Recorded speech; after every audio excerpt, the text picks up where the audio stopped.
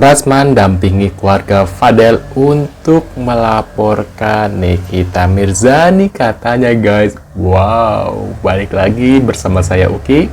Nah, beritanya seperti apa? Yuk kita bareng-bareng tonton, dan kalau kalian punya komentar apa, tulis di kolom komentar seperti biasa. Yuk kita lihat videonya bareng-bareng guys, dari si kodok ya guys ya. Setelah dari kasusnya Vina, sekarang ke ini ya Nikita Mirzani. Tapi di sini dia nggak terlalu berani ya, nggak terlalu berani kayak waktu di kasusnya Vina gitu loh guys ya. Nah, kita lihat videonya. Itu abang laporan kemarin nih bang ya? Naikin bang, naikin. Yang malam ini siapa bang? Yang malam ini?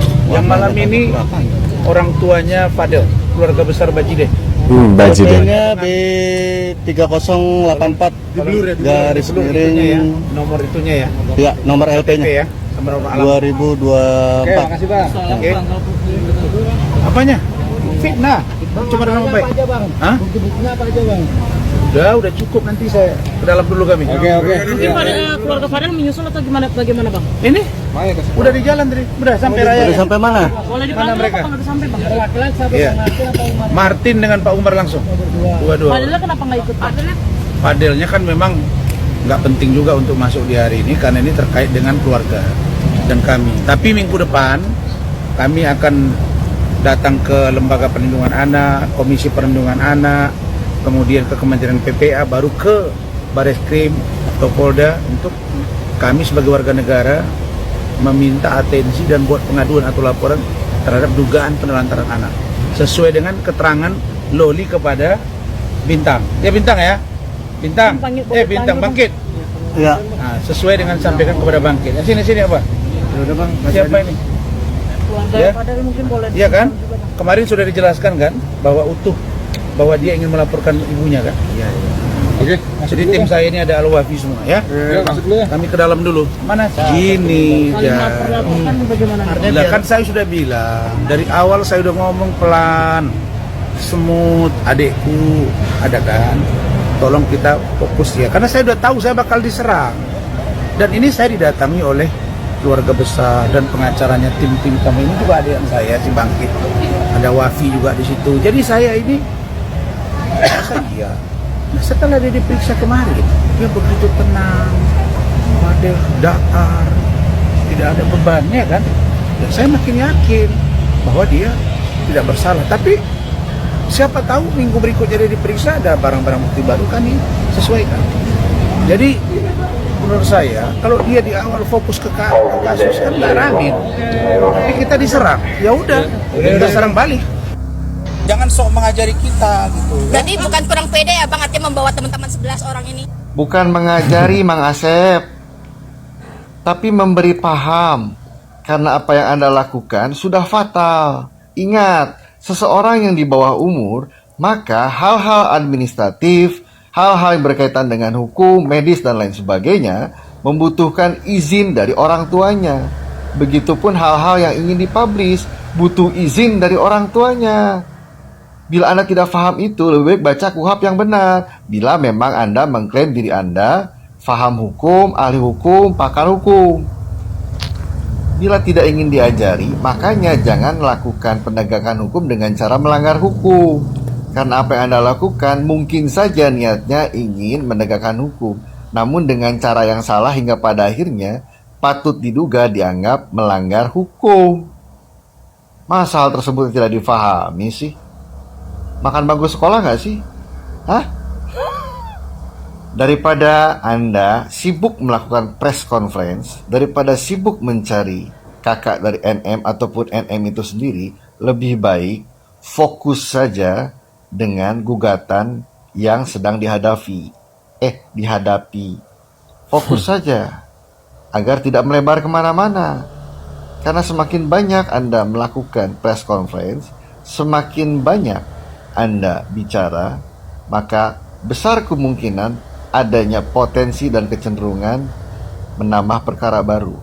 Karena setiap Anda berbicara malah menambah rumit keadaan dan mempersulit kondisi. Ya, alright. Ulala. Secetek itukah nyali Anda dalam menghadapi NM hingga membutuhkan 11 kuasa hukum untuk mendampingi Anda? Secetek itu kah? But it's okay. Minimal publik bisa menilai kualitas Anda berada di level mana. Ya, minimal publik bisa menilai level Anda berada di mana. Alright? Alright. Cetek ya, gak punya nyali, malu-maluin. Waduh, gak bahaya tak sebut manusia plastik? Jadi kalau saya cuma mengharapkan dari balasan dari Allah Subhanahu wa Ta'ala, tapi mungkin dari pertolongan saya ini Tuhan juga tidak ngasih pahala kalau seperti anak yang seperti ini. Kalau manusia plastik begini, Tuhan aja difitnah, apalagi orang dia merubah-rubah itu dan fitnah pencipta Tuhannya itu sendiri difitnah. Jadi jangan main-main sama saya. Waduh. Rasman Bahlul, Rasman mesum. Udah gue bilang, gue gak ada takutnya sama lo. Lo laporin gue ke polisi, cepet. Nih gue tambahin biar laporan lo keren Rasman mesum, Rasman tolol, Bahlul, ente Bahlul. Gak usah bawa-bawa Bang Fahmi, lawyer gue keren. Lawyer gue gak pernah beli ijazah. Ya, gelar dokter lo dari mana? Ijazah lo gimana? Hah? Semua kasus yang lo pegang gak pernah ada yang menang. Yang ada makin ribet, jembelimet. Yang ada ya klien lu yang cewek-cewek lu ajakin buat mesum, suruh pap-pap toket, itu lawyer gak ada malunya. Lo emang jadi lawyer gak ada malunya ya. Gue tahu muka lu jelek, kalau muka lu jelek lu harus ada malu, jangan gak ada malunya ya. Kenapa sih manusia laknat kayak lo itu bisa hidup lama? Gue gak ngerti. Ada gak sih yang mudah-mudahan lu kelindes truk tronton yang isinya tai spitek. Astagfirullahaladzim. Ya luar biasa kan. Kita kaget dengan hasil yang lain-lain. visum. Nanti kalau dia datang aja ditanya. Ada shock juga bang, ya kaget ya bang. Sebagai orang tua sakit juga bang lihat hasil. Sakit aja, shock. Jadi bukan sakit shock dia melihat. Jadi suatu hal yang luar biasa yang terjadi terhadap anaknya. Sebagai seorang ibu dia kaget kok sampai seperti ini gitu aja. Yang lain-lain ya saya nggak bisa jelaskan. Kalau ada waktu silakan tanya ke Nikita Mirzani aja langsung. Bang, hari ini proses penyelidikan juga dari pengelola apartemen ini yang... Saya nggak paham siapa yang dalam proses ini karena jujur kedatangan saya ada terkait dengan persoalan lain. Cuma karena teman-teman datang, saya jelaskan kalau memang ada kaitannya.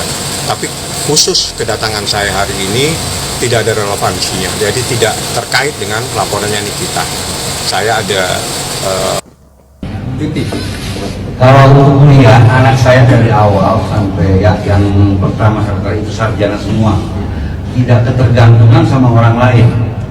Apalagi kalau dilihat si Loli itu datang cuman bawa perkara, bawa masalah, kita benahi satu-satu. Itu big trouble, big problem kita ini. Tapi pihak dari sana, dari ibunya tidak pernah tahu. Sampai dia baru dapat endorse kecil-kecilan, baru mulai masuk ngutik-ngutik saya gitu. Jadi awalnya mereka dari pihak keluarganya tahu ini masalah dari sana besar sekali. Oleh itu berbagai macam masalah. Jadi kita yang ini ya kita luruskan semua, selesai semua itu. Baru ada endorse masuk, itu juga nggak besar, kecil gitu. Jadi jangan disangkutin kita renovasi apa ini usaha kita sendiri, nggak ada. Loli itu seperti bawa uang dari surga, nggak ada itu. Itu datang melarat dia, ya asal tahu aja. Jadi jangan ngomong besar, ibunya nih itu datang nyusahin orang, bikin masalah di rumah. Jadi kita kalau anak-anak saya tuh saya didik akidah imannya tebal semua. Jadi alhamdulillah jalannya lurus-lurus saja. Umar, ada penyesalan menerima Loli? Tidak ada, saya cuma melihat kalau bukan satu aja yang terangkat. Sebelum Loli banyak, nggak banyak sih beberapa. Jadi kita jadi kayak wah memamerkan itu. Dia sempat bisa lepas dari kita, silakan. Jadi beberapa orang, kalau Loli ini saya nggak tahu itu anak siapa, saya tidak bangga, nggak ada artinya bagi saya. Cuman ini anak, semua saya lihat ini terlantar. Jadi kasihan, kemanusiaan, kita tolong, kita arahin. pas waktu itu bulan puasa pun kita sampai kaget.